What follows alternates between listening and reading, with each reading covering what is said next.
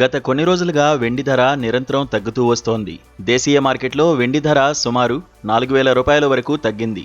ప్రస్తుతం కిలో వెండి ధర సుమారు 2,31,939 వద్ద ట్రేడ్ అవుతోంది. అంతర్జాతీయ మార్కెట్లోనూ ఇదే ధోరణి కనిపిస్తోంది.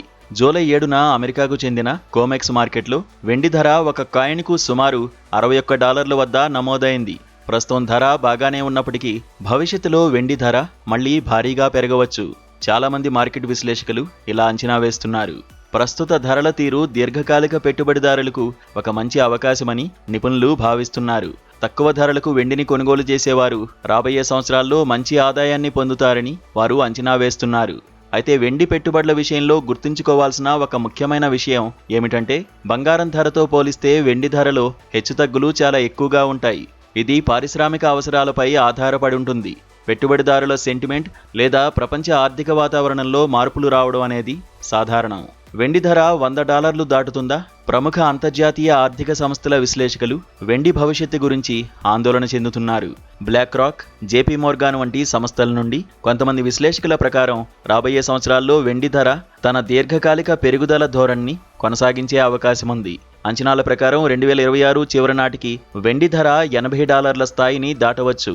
ఆ తర్వాత 2030 నాటికి వెండి ధర $100కు చేరుకోవచ్చని కొందరు విశ్లేషకులు అంచనా వేస్తున్నారు. ఇటీవలి ట్రేడింగ్ సెషన్లలో వెండి బంగారం కంటే మెరుగైన పనితీరు కనబరిచిందని మార్కెట్ విశ్లేషకుల నివేదిక వెల్లడించింది.